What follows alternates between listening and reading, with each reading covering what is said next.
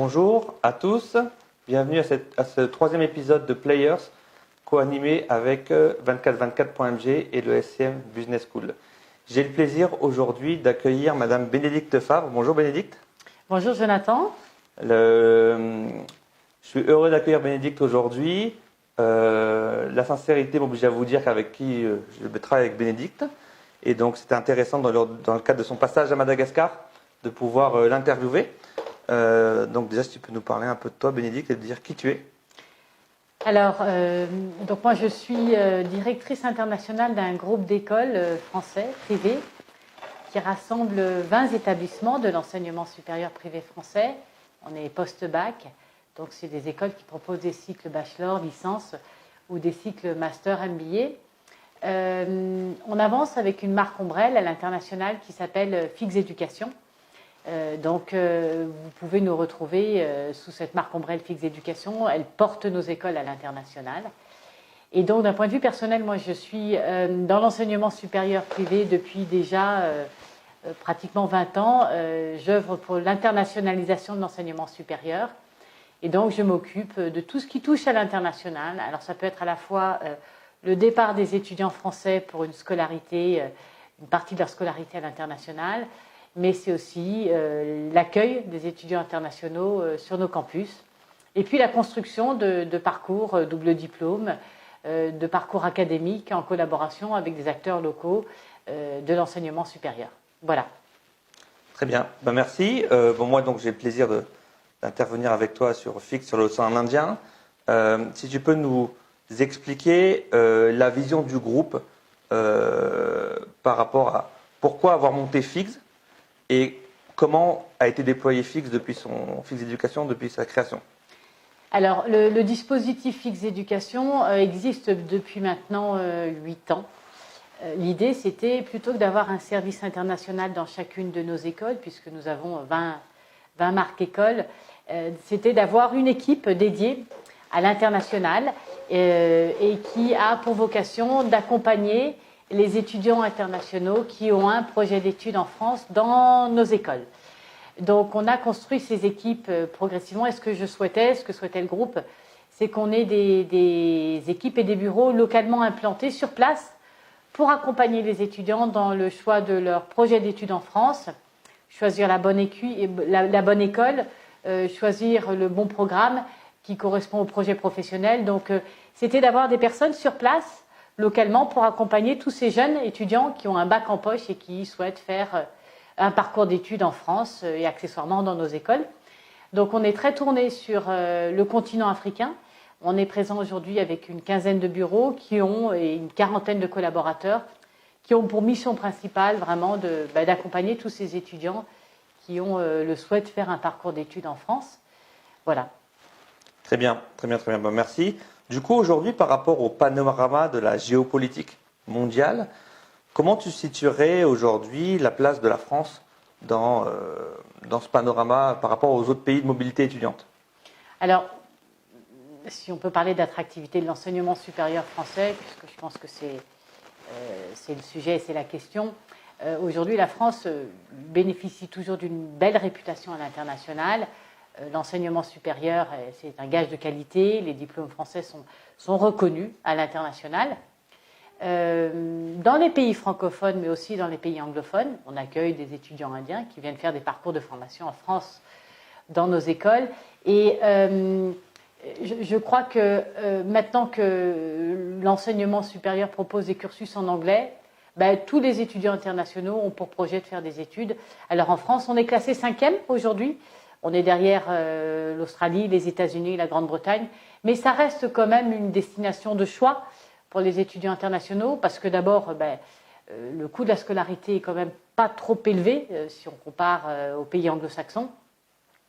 Et puis parce que l'étudiant international, quand il arrive en France, il est considéré exactement comme l'étudiant local. Il n'y a pas de différence, tant au niveau des frais de formation qu'au niveau des bourses. Donc ça reste une destination de choix, malgré le Covid, malgré tout ce que la crise, notamment dans les pays d'Europe de l'Est et en Ukraine. Je constate qu'il y a encore un projet d'études en France et j'en suis ravie. Très bien. Et du coup, toujours un peu sur cet aspect géopolitique, on a connu deux événements, on va dire, majeurs ces dernières années. Le premier, qui n'a échappé à personne, c'est la crise du Covid-19. Le deuxième, c'est le Brexit, où tu disais tout à l'heure la Grande-Bretagne est au-dessus de la France. Est-ce que ces événements ont eu un impact sur la mobilité étudiante en général et la mobilité de la France?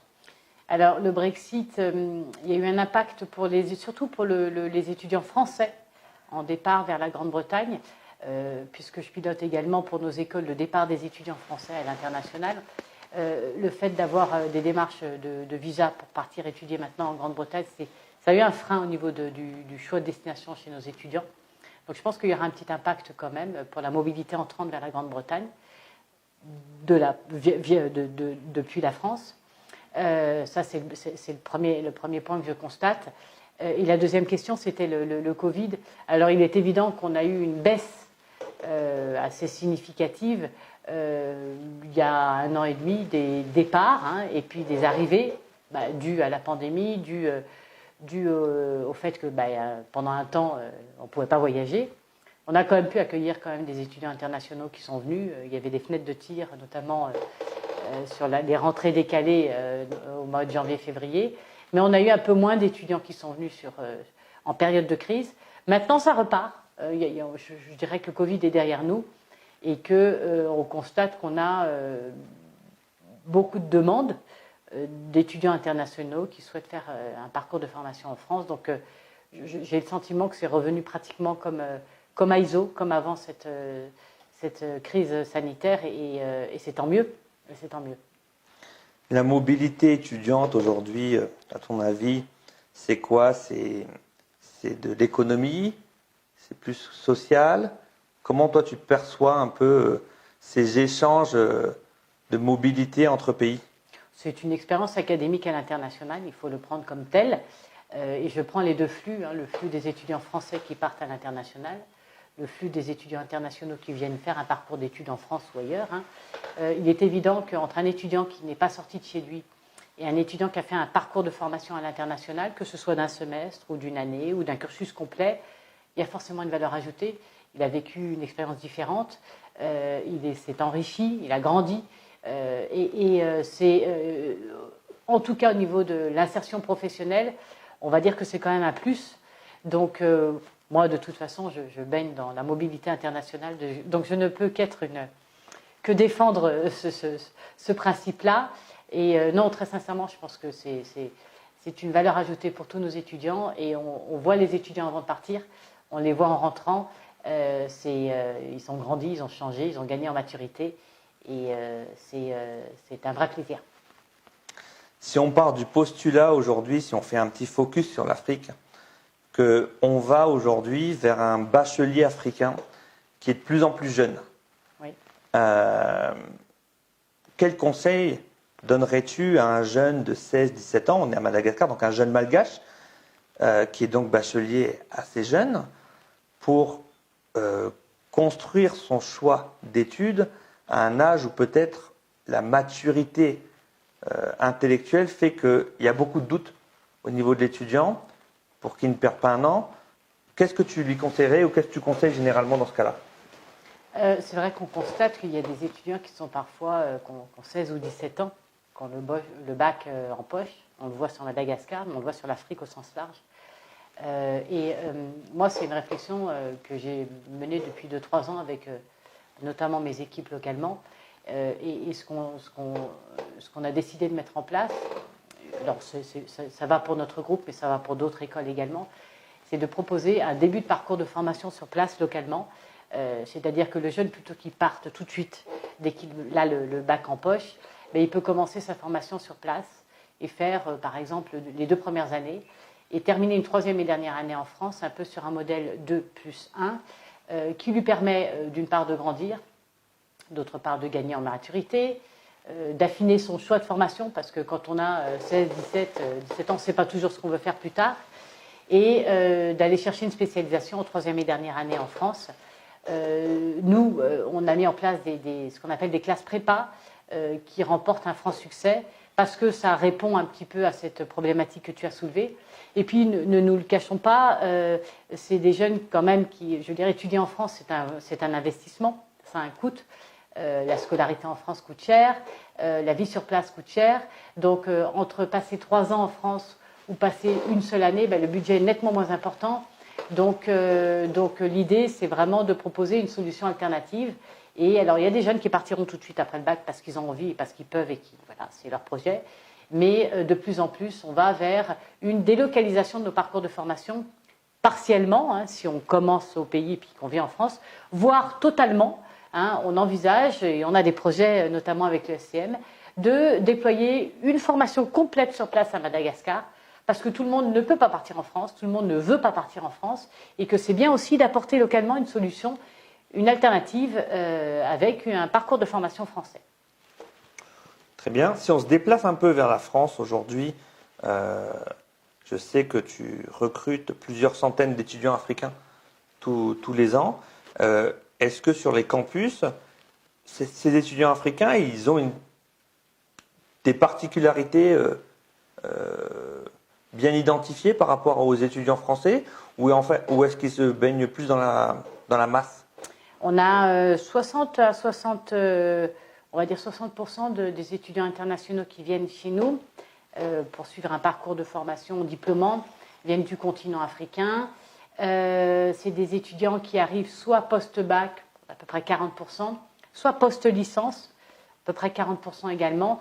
Il est évident quand ils arrivent bacheliers, il y a un temps d'adaptation quand même, parce que l'enseignement est différent partout dans le monde, et donc il y a un temps d'adaptation. On a mis en place quand même des cours, des semaines d'intégration pour accompagner ces étudiants sur leurs premiers jours sur le campus. Mais je crois que très rapidement, ils arrivent à prendre le rythme des cours et puis s'intégrer dans des classes qui sont très mixtes, puisqu'on a les étudiants français, les étudiants internationaux, continent africain, continent asiatique, il n'y a pas de distinction.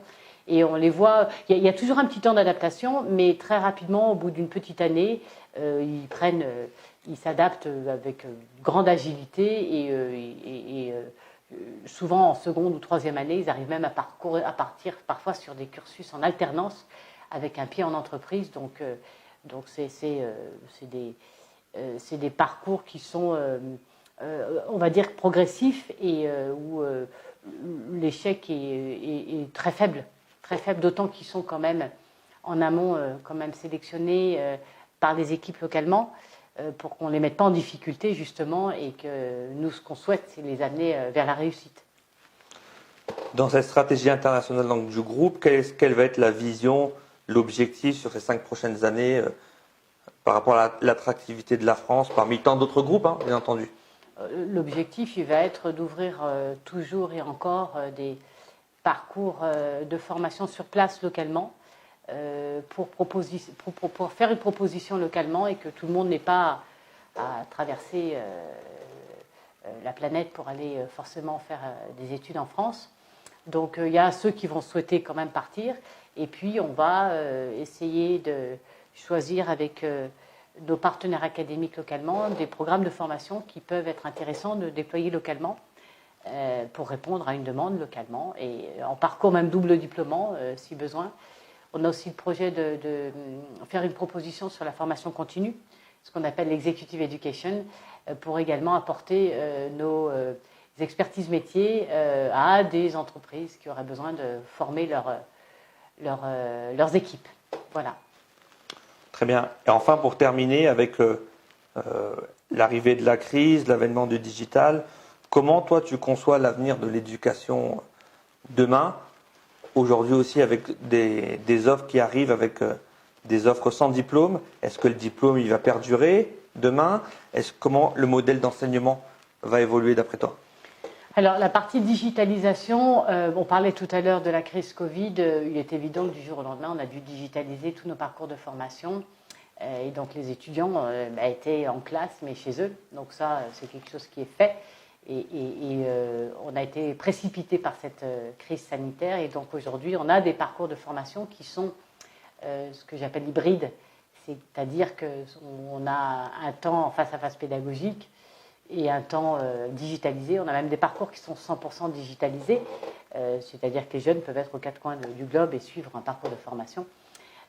Voilà. Après, je crois qu'il y a deux types de propositions. Il y a une proposition diplômante qui restera un projet. Il y a des étudiants qui cherchent à avoir un diplôme, mais on est de plus en plus aussi sur une formation customisée avec l'apport de compétences et la proposition de blocs de compétences, c'est-à-dire qu'on va aller chercher certaines expertises, certaines compétences et on va pouvoir adapter des parcours de formation. Je prends notamment le cas de la formation continue avec une entreprise qui aura besoin de former ses équipes sur les stratégies de négociation, la prise de parole, etc. On peut choisir un parcours de formation non diplômant et aller choisir dans l'offre de formation les compétences qui sont attendues par l'entreprise. Et donc, du coup, on est vraiment sur une formation sur mesure, adaptée à la demande de l'interlocuteur. Voilà. Très bien. Merci beaucoup, Bénédicte. Merci, Jonathan. Et à la prochaine. À très bientôt. À bientôt. Au revoir. Au revoir.